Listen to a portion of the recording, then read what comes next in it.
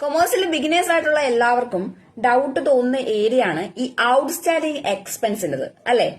ഈ outstanding expense വന്നു കഴിഞ്ഞാൽ അയ്യോ അതിന്റെ ഡ്യൂ എൻട്രി എങ്ങനെ ഇടണേ എന്നൊരു ഡൗട്ട് എല്ലാവർക്കും വരാറുണ്ട്. ഞാൻ ഇവിടെ ഒരു എക്സാമ്പിൾ പറയാണ്. Salary due but not paid. Salary എന്തായി? ഡ്യൂ ആയി. ഞാൻ കൊടുക്കാനുള്ള സാലറി ഡ്യൂ ആയി, പക്ഷെ ഞാൻ ഇതുവരെയായിട്ടും കൊടുത്തിട്ടില്ല. എടാ, ഇങ്ങനെ വരുമ്പോ നിങ്ങൾ ആദ്യമേ ഇതിൽ വരുന്ന രണ്ട് ആസ്പെക്ടുകൾ ഏതൊക്കെയാന്ന് നോക്കണം. ഒന്നാമത് സാലറിയാണ് ഞാൻ കൊടുക്കാനുള്ളത് അല്ലേ. അപ്പൊ സാലറി എന്ന് പറയുന്നത് ഒന്നാമത്തെ ആസ്പെക്ട്. രണ്ടാമത് ഞാൻ കൊടുക്കാനുണ്ടോ കൊടുത്തില്ല എന്ന് പറയുമ്പോൾ അവിടെ ഔട്ട്സ്റ്റാൻഡിങ് സാലറി എന്ന് പറയുന്ന രണ്ടാമത്തെ ആസ്പെക്റ്റും കൂടെ വരുന്നുണ്ട്. അപ്പോൾ സാലറി ഒന്നാമത്തെ ആസ്പെക്ട്, ഔട്ട്സ്റ്റാൻഡിങ് സാലറി രണ്ടാമത്തെ ആസ്പെക്ട്. ഇനി നമുക്ക് നോക്കാം. നിങ്ങളിപ്പോ ആ ട്രാൻസാക്ഷൻസ് എന്തായി അനലൈസ് ചെയ്തു, ആ രണ്ട് ആസ്പെക്റ്റുകളുണ്ടെന്ന് മനസ്സിലാക്കി. ഇനി എന്ത് ചെയ്യാം? ഇത് ഏത് ടൈപ്പ് ആണെന്ന് മനസ്സിലാക്കാം. എങ്ങനെ? സാലറി ഒരു എക്സ്പെൻസ് ആണ് അല്ലയോടാ. സാലറി ഒരു എക്സ്പെൻസ് ആണ്.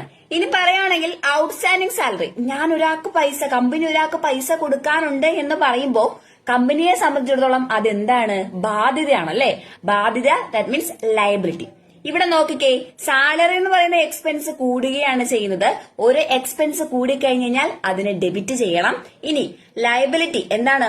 ഔട്ട്സ്റ്റാൻഡിങ് സാലറി എന്ന് പറയുന്നത് നമ്മൾ ലയബിലിറ്റി എന്ന് പറഞ്ഞു. ഇവിടെ ലയബിലിറ്റിയും കൂടുകയാണ്. ഒരു ലയബിലിറ്റി കൂടിക്കഴിഞ്ഞാൽ എന്ത് ചെയ്യണം? ക്രെഡിറ്റ് ചെയ്യണം. സോ അതിന്റെ എൻട്രി ഫ്രെയിം ചെയ്യുന്ന രീതി നോക്കിക്കോ.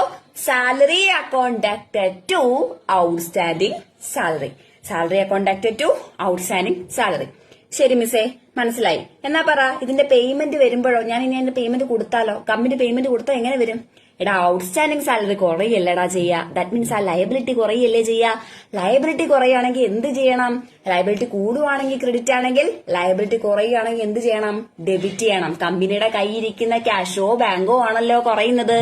ക്യാഷോ ബാങ്കോ ആയിട്ടുള്ള അസറ്റ് കുറയുകയാണെങ്കിൽ എന്ത് ചെയ്യണം? അതിനെ ക്രെഡിറ്റ് ചെയ്യണം. സോ പേയ്മെന്റ് കൊടുക്കുമ്പോൾ എൻട്രി ഇതാണ്: salary outstanding account debited to cash or bank.